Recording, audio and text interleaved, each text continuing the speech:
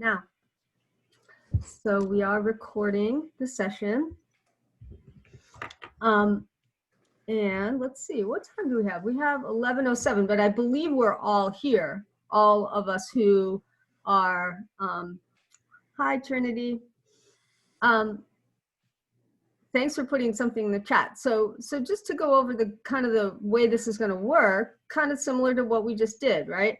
So we're going to hear from our panelists. We have two outstanding panelists. I'm really excited to, I don't know, hear from you and hear your stories. And the best thing would be if students have questions after we do introductions. So I'm Holly Hammond. I work at VSAC. I'm a talent search counselor. So I work with students who are in middle school and high school. And I work with them in the Brattleboro, Bellows Falls, Leland and Gray, so towns in Jamaica area. And I love doing what I do. And now I would like to have our panelists introduce themselves. And students, as you hear their stories and, you know, their hear about their work and what they do and what brought them here today, please feel free to write questions for them in the chat, okay? And we will try to get to all your questions because it's a small group, so we can totally do that. Okay, so first let me hand it over to Leah because I'm seeing Leah. I'm not seeing Todd, but I'm sure as soon as he starts speaking, I will see him. So go ahead, Leah. Why don't you introduce yourself? I think, are you muted? Can you hear me? Oh, yes, now I can. Okay. Hi, everyone. I'm Leah Milcarek. I am an engineer, originally a structural engineer, which meant I designed bridges. And about a decade ago, I got involved with energy. So now I do projects that are energy efficiency and renewable generation. So either to help people use less energy or to generate renewable power through like solar or wind or cogeneration, something like that. Originally, though, I went to school to become a costume designer. So I have 2 degrees, one in theater for costume design and one in engineering for structural engineering. And yet I'm working in energy. And my role is currently business development, which means that I work with customers to help them figure out the kind of projects that they want to do, how they're going to do them, what the scope of the project looks like, what we need to do to actually do it, and then work with different technical people, engineers on my team to help really develop the project, work with the customer to help them understand what they need to do on their side and make sure everyone's talking about the same thing. So it puts me really on the front end of work and the type of work I'm developing, which is pretty interesting. But I've been in this role probably for about 4 or 5 years now. So I've had a lot of different transitions throughout my career as a working adult, but every one of them has kind of built on the skill set that I acquired before, and I found new ways to use the skills I've acquired over the years. Thanks, Leah. And I will say too, unlike most folks on this call, I'm not in Vermont, I'm in New York. So I'm a little bit further south of you guys. And I work for a company called Edison Solutions. And I'm a senior program manager. Wow, I would think that there'd be a lot of interest and questions coming out of sort of your interesting career path. Before we go into questions, Todd, how about if you could join us and I'm trying to get you up on. I can see him, so okay. Probably when he starts speaking, you'll see him. Excellent. Yeah, and I could see all of you folks also. And good morning, everybody. I'm seeing Holly giving me the thumbs up that yes, I'm visible and audible. Awesome. So my name is Todd Menees. I work in the Vermont Rivers program. I'm one of the river management engineers. And like Leah had talked about, yeah, I've had it was called a twisty Kathy Taremi called it a twisty career path. And there was a comment about, I think, the US Department of Labor. Most people go through a dozen career paths in their life. So I started writing down, and I got to 10 really quickly. Huh. And in the presentation, I talked about getting started in my engineering career at the Killington ski area and going into consulting engineering. I now work in the Vermont Rivers program. I've been through civil engineering, then environmental engineering, then water resources, and then I moved, staying in water resources, into this job that I'm in. And Leah, are you in your office at Con Ed? No, we haven't been in the office since March with Okay. everything happening for COVID. So technically what's behind me, I live in a tiny house on wheels. So this is my tiny house. Okay. I was trying to figure out what that piece of machinery is behind Oh, you. it's a vertical mount record player because I still like vinyl. Okay. I thought that looks like a record. You're right. So, did I cover what I need to at the beginning here, Holly? Yeah, yes, but you're like just a little bit into your 10 careers. Are you going to tell us about that, Todd, or is that going to be for later? I'll go down the list quick. So, got out of UVM undergrad. I did go back 16 years later for a master's, and thought, oh, I want a ski bum for years. So I went to Killington. I worked in the operations side, different food service, building maintenance, and got into the Killington planning department.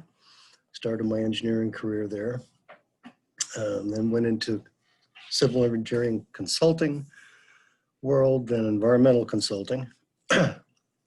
Again, water resources consulting, and now in this state job. In the Rivers program, I had going on 11 years. The first 6 were in a regulatory capacity, issuing stream alteration permits for people that wanted to fix a bridge or a road, or maybe their house was damaged, or the garage, whatever. I'm in a non-regulatory role now, mostly doing dam removals.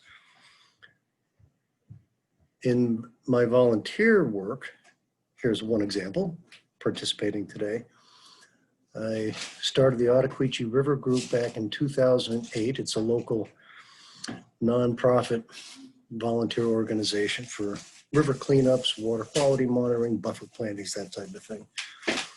So I had been in the hospitality industry, bartending and waiting tables. That was about 10 or 11 years early in my career. I've been doing ski instructor on the Killington Ski School this will be my 37th year. So I could probably figure out more things and go on, Holly, but. That's okay. No, it's so interesting because it's like that graph we saw in the beginning where, about success. I don't know if you were on the call at that point. Yes. Yeah. That graph, and instead of success being like this straight line, it's like this, and then blah, blah, like wild stuff. A bird's nest, spaghetti, yeah. And I think both of you are such a great illustration of how there's no such, it's very rare that a person has a trajectory like that where it's just this straight line, right? Yeah, Joshua, Calvin, Isaiah, Trinity. You're going to have different interests in life as you grow, learn new things. Oh, that's interesting. And Leah shaking her head up and down. Yeah. Yeah. I know very few people that have gone to college and do what they want. One, a pilot, aviation engineering, and one, a doctor. And my father, who's got a dairy science degree and worked in food manufacturing all his life. My oldest sister, Cheryl, got a education teaching degree and then a master's in special education. 2 years into it, said, boy, I can't do this. I don't want to do this. So she ended up in sales. And I don't know, I was maybe 35 or something like that. After lunch or dinner or during the meal, I said, hey, you know, Cheryl, you're a teacher. No, I'm not. I work in sales. I said, yeah, you have to teach your prospective buyers about your product so they'll buy it. She goes, oh, yeah. You're going to learn all kinds of stuff and you're going to be continuing to use them. Those 4 skills, communication, collaboration, creativity, critical thinking, I've had to use in all of the different jobs I've been in my life. And I'd agree Communication is the wholeheartedly. difficult, yeah. Communication is the most difficult part of our human existence. Work on it. I would also say another C that I think is really important is curiosity. But I see something for Trinity. I either want to be a lawyer, a surgeon, or something like FBI or detective. So that's super interesting. And, you know, there's some connection between them. But the thing that I love about that, Trinity, is that you have interests, you have curiosity, you have things you want to pursue and an area you want to go down. And Josh wants to be either a musician or a carpenter. So let me just ask you, Leah, to say, like, when you were in, say, middle school or high school, did you have an idea of what you wanted to do? And Todd, you could answer that after too. Like, did you have like a sense of what you wanted to do after you graduated? I did not. I'm pretty sure my parents tell me at some point I wanted to be a lawyer too, but as an adult, I can't imagine wanting that. I think when I was finishing high school, what I was really interested in was fine art. So I've always drawn and painted my whole life. And I thought that I would go to college and like go to an art school and study art and be an artist. And I went to college because that was the path my parents put me on. They said, you have to go to college. That's the expectation. Neither of my parents finished college, and so it was very important to them. I was the oldest kid, and so they really wanted that opportunity for me. And I went to college not really knowing what I was going to do with going to college. And it was while I was there that I got exposed to the theater program and realized that costume design was really a way to have like applied art. So I could get paid for doing something that was still art. So I wound up following that because it sort of gave me a career path based on the things I was interested in. And that really kind of set me up for the first 4 or 5 years after that degree. But I think what's really interesting is paying attention to what it is you like about the things you like, because I've discovered that I really like solving problems and I really like creating and making things. So I try to line myself up with different opportunities that let me do those things. And it doesn't matter if I'm in, you know, business development or if I'm in engineering or if I'm costuming a show. Those are all opportunities for me to do creative problem solving and for me to create something. And I really like working with my hands. I noticed one of you said that maybe a carpenter or a musician. And the first thing that occurred to me with that is that both of those things, you're creating something with your hands. And so it's interesting to think about what it is you like about what interests you and look for those kind of common threads that come up, because that might help steer you to a kind of at least first work opportunity that you think is interesting.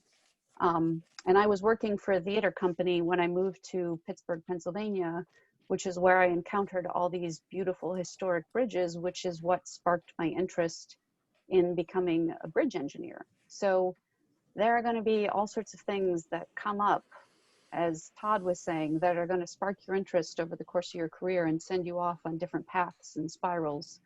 But it's important to pay attention to what it is you like about what you're doing so that you can find those kinds of opportunities as you go through your career. Todd, you want to jump in with that? Like what, when you were in high school, middle school, as our students are here in this group, did you have a concept of what you wanted to do after high school? So my father's grandfather was a physician. My mother told me I would be a doctor. So, okay, I'm going to be a doctor. What do I know? And my father had known I couldn't handle medicine. He didn't tell me that. He said, why don't you go volunteer at the local hospital get some medical experience? So 3 years, it was 350 hours or something like that. Sophomore, junior, senior year. And I realized that no, I am not built of the temperament to be in the medical profession. I had gotten accepted to UVM as a biology student to get to med school and took a career test. Engineering was on there. I think nursing was the first, physical therapy, engineering, forestry, which is what I got an undergrad degree in, which is why I went back to school, be able to get past the PE license, get my professional engineer's license. And so then getting out and going to Killington to ski bum just one season, but I was there 3. I've still been there. And I had survey in college, undergrad, and drafting, et cetera. So I talked my way into this job as an engineering technician. And then I was like, wow, this is really fun. I'm gonna quick flip. This is my notes from yesterday. Leah had talked about creativity. It's in the 4 C's. If you're a carpenter, you're gonna be creating things. I went down to Rutland yesterday. That's 2 sites, and I made hand sketches, and I've got to draw these up. I'm going to be using computer software. There's another site. I just needed to make notes on these 5 locations so that I could then put in the information that I know. To be able to communicate graphically and through email and then on telephone with folks about these benefits of these different sites as a weighing them of which one would they select. So the whole process of the critical thinking in this and the collaboration with the partners down there, I'm looking at the creativity, critical thinking. I don't know, I'm rambling here, Holly. I'm gonna shut up, I talk too much. Oh, no. I mean, super interesting to me. And but one thing that I'm pulling from both of what I heard both of you say, Leah and Todd, is that somebody else kind of was telling you, like trying to guide you, of course, parents. I wonder with Josh, Calvin, Isaiah, and Trinity, if you guys have anybody kind of like pushing you in a certain direction right now. If you could put it in the chat, like if somebody is saying to you, oh, you should be a blank, or you should do this, or you should do that. Are you getting those messages from anywhere? I hear that Josh is super into music and he's following that. Isaiah says no, he has not had anybody, and not really. I mean, I love some of what you put in there. Somebody wants to be a gold miner up in Alaska. I think that was Isaiah, right? Somebody else is interested in mechanical engineering, which is kind of close to what because this is of course, science, math, technology one, which can span so many things. Trinity, what has your family said to you, if you could put it in, like what they think you should do? Because it's interesting. I mean, it's like trying to balance out what people want for you and what you're interested in yourself, and trying to see what, how that develops over time. But well, I will say it went completely the other way for my husband. He was interested in music too, coming through high school, and actually went and got a degree in jazz performance guitar and recording engineering and sound design, and worked in those fields for about a decade. And when we moved to New York City, there weren't really good paying opportunities in those fields. And so he got involved in technology and wound up being the mobile lead for JetBlue Airways for 5 years, and then started his own company about 1.5 years ago. So you know, his parents were totally perplexed that he wanted to study music, didn't understand. His dad is a surgeon, his mom is a nurse. But for him, it was really compelling. And he was lucky enough to be in a financial situation that he could pursue something in school that wasn't necessarily leading towards a specific job opportunity or career.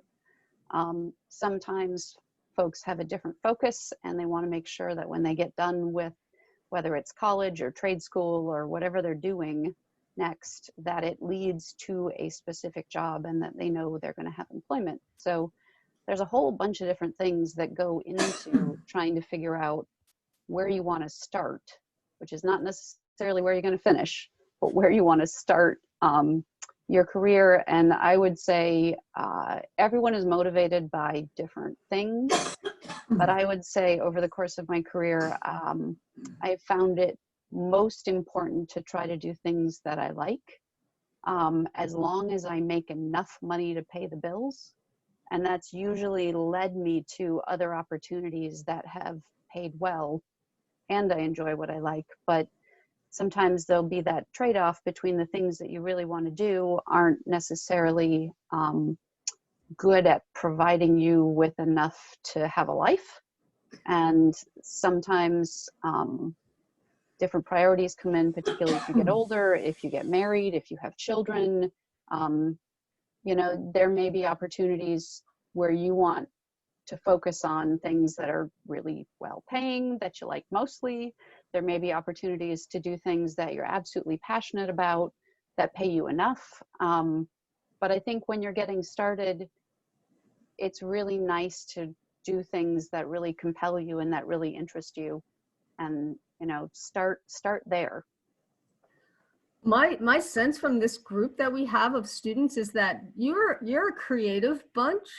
You're a group that has a lot of curiosity and a lot of interest. You're not a group that has any sort of lack of kind of, I don't know, imagination, it sounds like to me. From music to, you know, Trinity has like so many things that were listed as things that people were kind of encouraging you to do, like writing and well, I don't know, you said a whole bunch of things there, Trinity, but I love that list.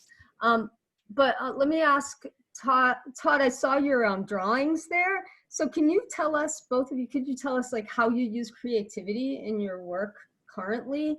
And is that something that you feel is kind of essential to you as a person to be able to have some of that be part of your work?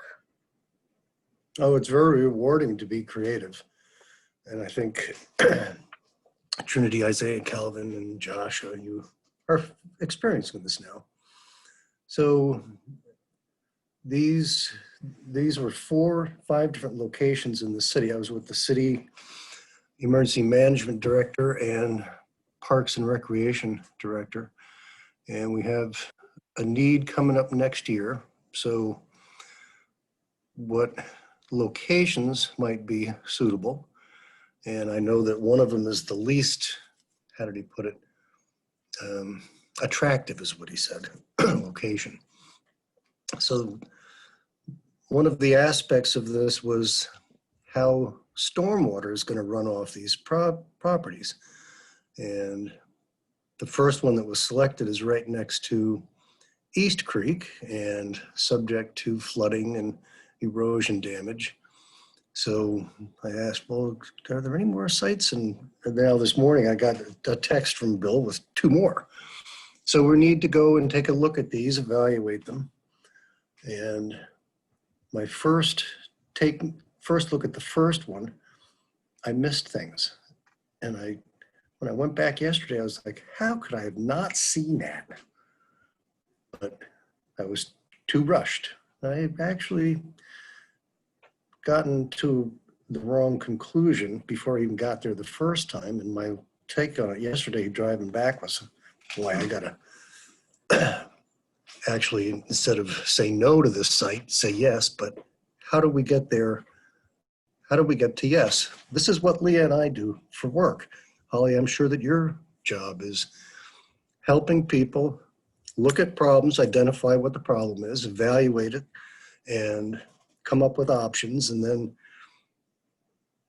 in the engineering world, the first option is always do nothing. And sometimes the do nothing option is the best one. If it's not warranted and you don't want to spend the money and you don't need to, if it ain't broke, don't fix it. So I don't know, Holly, does that answer your question? Yeah, I yeah, talked too much. totally. It does. Thank you, Todd. And Leah, do you have anything to add about how you use creativity in your work now? And if that, I mean, it seems like something important to you because of your background. And, you know. Yeah, I would definitely say creativity is important to me, and I would 100% agree with Todd that the work that we do is creative problem solving. So there's something that needs to be done, but no one knows what to do to get there. So our jobs is figuring out what you need to do and how you can solve the problem to get to the desired outcome.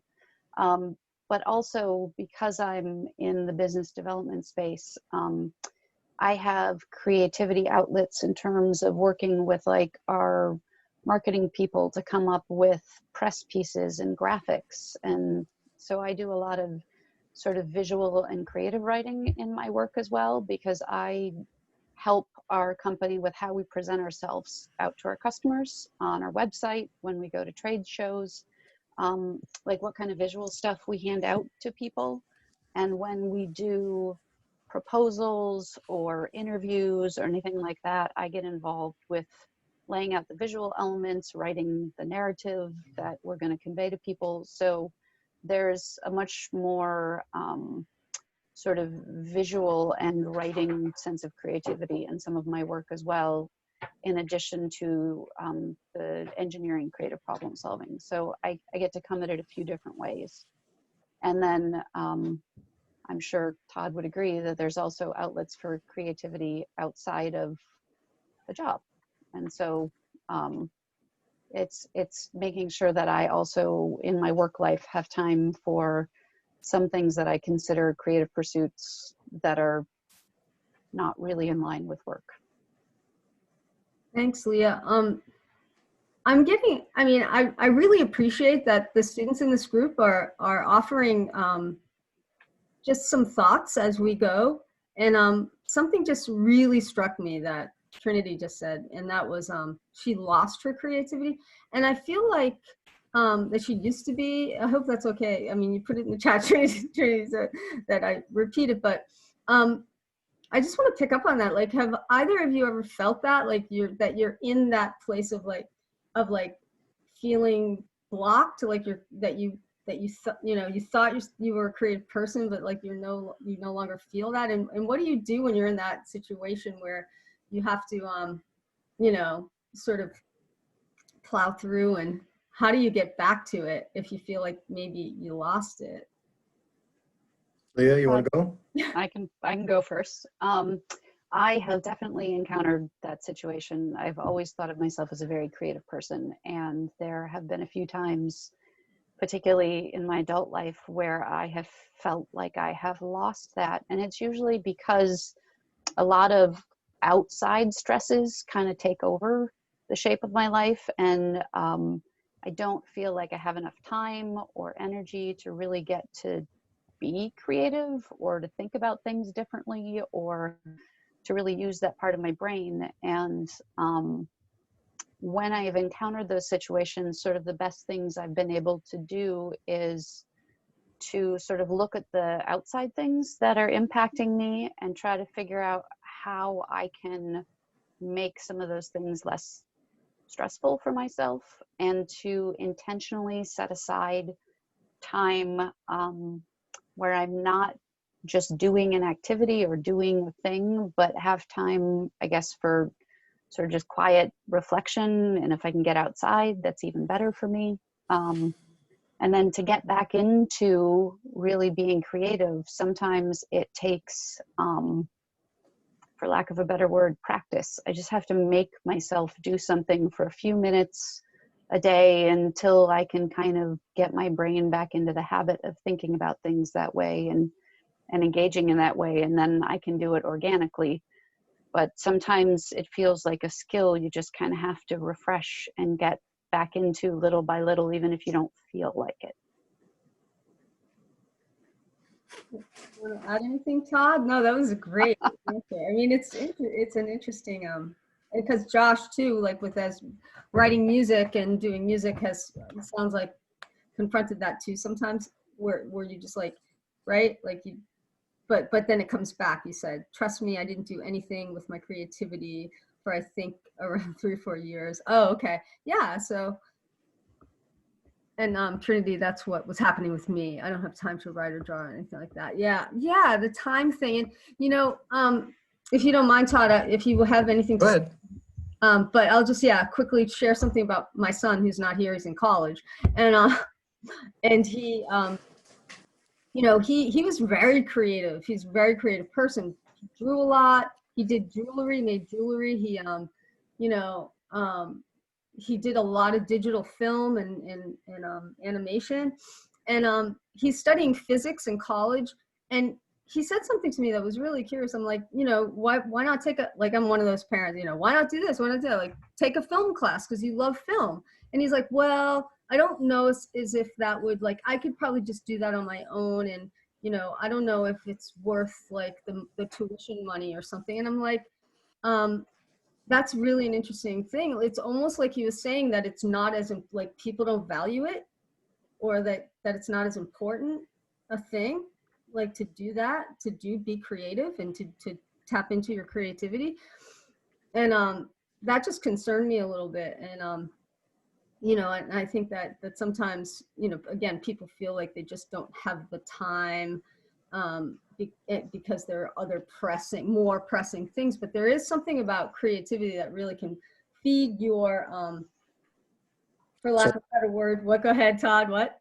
Soul, feed your soul. Yeah, feed your soul, feed your, you know, feed your mind, your heart, your, you know, and there's nothing that can quite, you know, compare to that sometimes.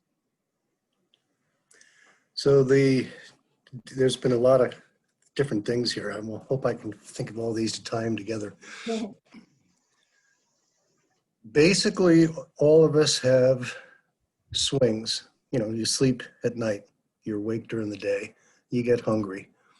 There will be things that cause stress in your life that block your creativity. So your creativity is going to be going up and down like the rest of the parts of your life, other parts of your life. So somebody had written that, boy, I'd like to do this, but it's going to take a lot of work. Yeah, guess what? From now until you pass away, life is work. But it is a great life if you do not weaken. I'm not going to weaken. Don't weaken.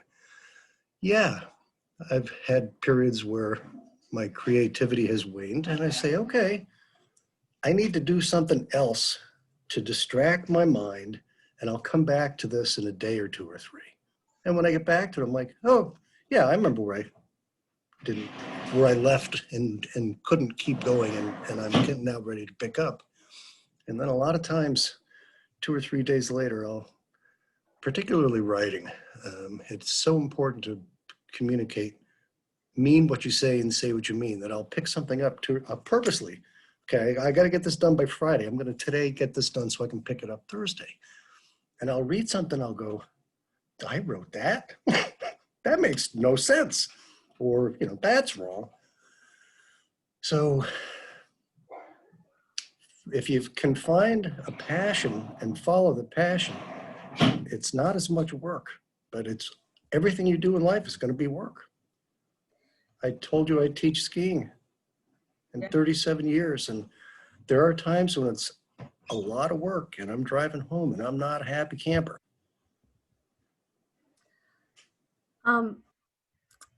So the other thing too is, like, you know, I think the stereotype of maybe engineering is that it's not creative, science, technology, math. But I think, you know, again, you guys chose, you know, you guys are in the session, students, and you can hear from our panelists that they are using creative skills as they do their work. And I don't know if you all can see the chat too. Trinity just put something really interesting in there. Again, Trinity, thank you for sharing. But like that, you love sketching, but you have a lot of schoolwork and you're really stressed with that, and you haven't actually put in good effort into that. So I think that you know, for one, to not be hard on yourself. For two, like to be able to just, if you have a sketchbook around, you know, just to be able to like, don't even like judge it, not about like good or bad, but just like what Leah was saying, is just practice and, you know, practice, but not with like the effort of practicing, but practicing just because it's like fun and like unusual and different. And, you know, sometimes that can create energy and it can give you energy back. That you don't need creativity. I guess that was true. Josh was just saying, yeah, everybody would know that engineering takes creativity. But like we're kind of, let's see, we're about 15 minutes out.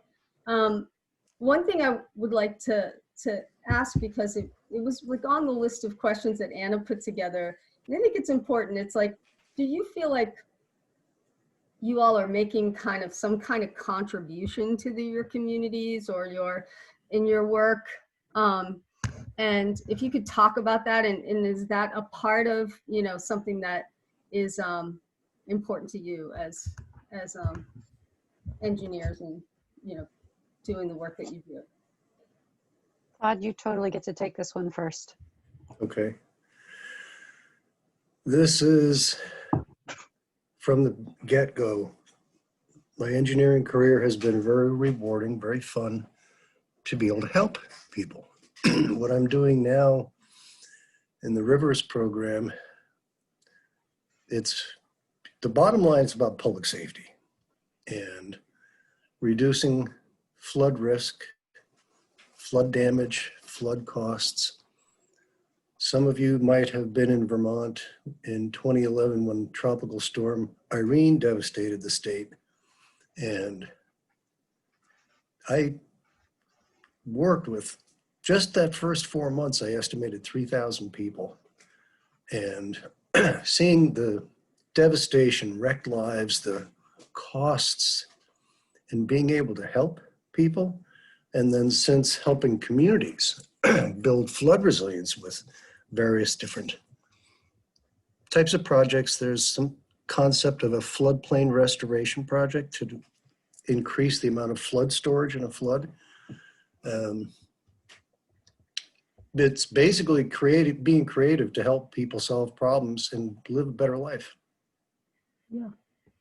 Thanks, Todd. That it's interesting you bring up Irene, because there's something, so people who, and a lot of students in this group were just saying they've lived in Vermont all their life. And I think there's something about Vermont kind of being inside of you, no matter where you go. Like if you leave here and go to another state, there's going to be something about Vermont that's inside of you. And that, you know, a lot of people don't want to leave Vermont, so that their jobs end up being sort of like something that's happening in Vermont that makes, that, you know, either makes a difference or it's important, that involves creativity. And Todd, it sounds like, you know, you're right in the center of that, like doing work on our rivers and safety. So thank you. And Leah, do you have anything you'd like to add about that?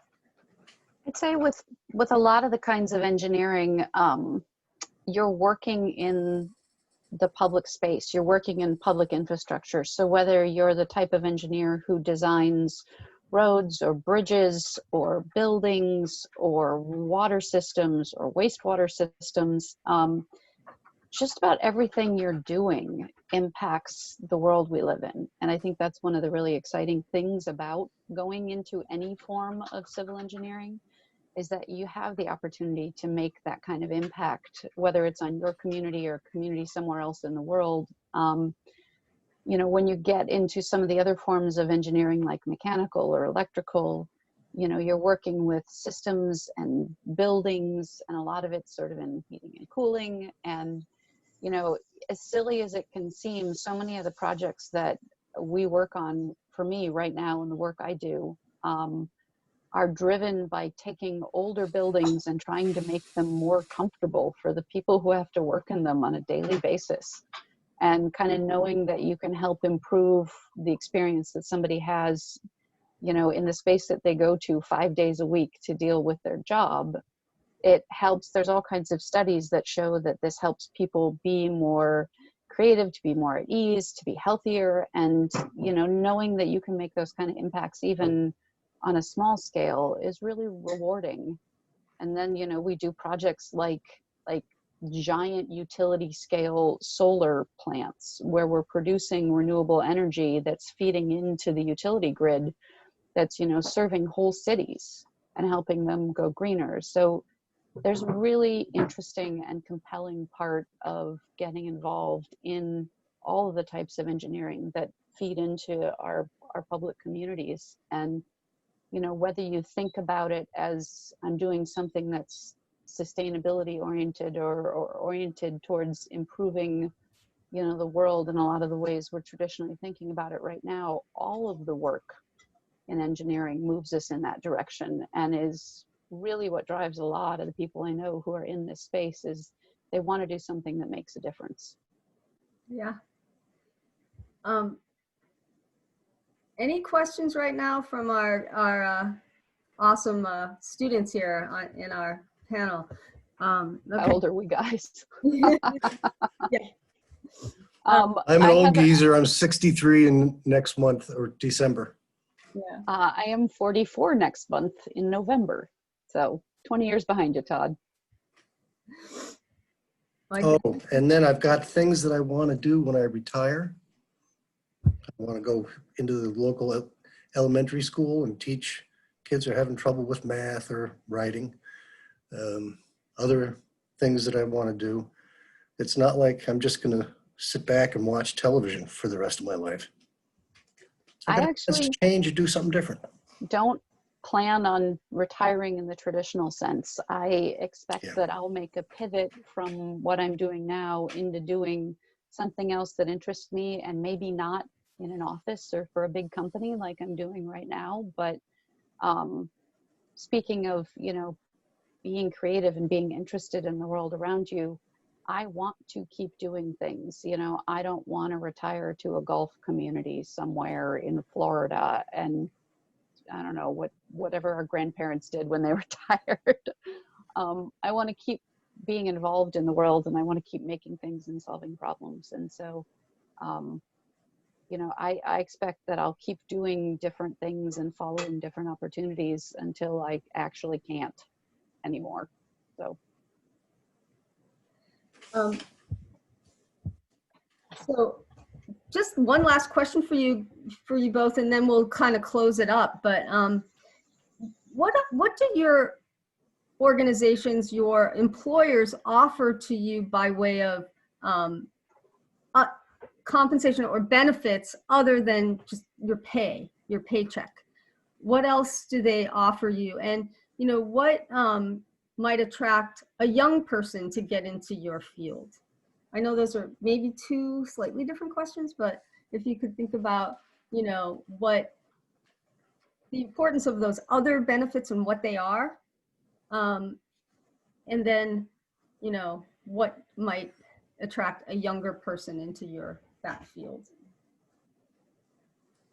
Go ahead, Leah. There's a whole conversation going on between our participants, but that's cool. I like to get to know what's happening, but okay, go ahead. Either one of you, the compensation other than pay, you know, what attracts a person to a job other than pay? What I mentioned kind of in response to the last comment there is so many people I know get into engineering and the kinds of engineering that I work in because they're interested in sustainability, and they're interested in renewable power, and they're interested in moving our culture forward on those fronts. And so a lot of their motivation and what they would consider a benefit is doing work that advances those things in the world. And so they find that really compelling. On a more sort of day-to-day level, you know, my company offers incredible financial support for people who want to pursue additional degrees. There's all sorts of silly and fun stuff that happens in the office normally. Obviously, this year's a little different with COVID, but, you know, normally Friday would be an in-house office Halloween party with a costume contest and prizes and, you know, participation like that. And not exactly a financial benefit, but as you get older, you start thinking about things like healthcare. There's good healthcare. You know, there's things that the company does to support me as an individual. I have a lot of flexibility in where I work, and my company is very much of the opinion that as long as you can get the job done where you are, you can be where you want to be. And that's a huge benefit to me, is that I'm not tied to a specific geographic location. So I can live where I want to live. That makes a big difference to me. The kind of work I do really allows me a lot of flexibility. So I work with customers from people here on the East Coast to people out in Hawaii, and everyone's in different time zones. And so my work schedule is kind of all over the map, and I'm not generally working a straight like 8 to 5 or 8 to 6 kind of schedule.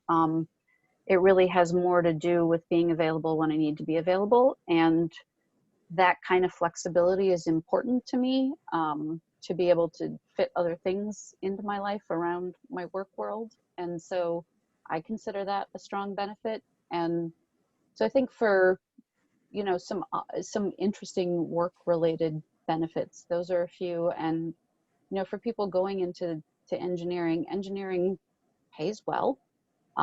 You get to do creative problem solving on a regular basis on a whole multitude of different levels, and all the work that you're doing makes a direct difference in the world at large. Absolutely. In my audio video of the slide presentation, I talked about altruism and doing something not because you have to, but because you want to, and help make the world a better place. So if you want to make a killing and you want to go to Wall Street, go for it. If money's not the biggest thing for you, there's a lot of different opportunities. I had a slide towards the end about careers in water resources and the list in Vermont Watershed Management Division. And I don't know if I can share my screen. You can probably go back to that.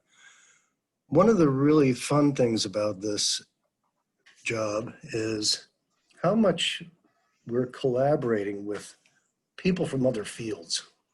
And I put that list up there.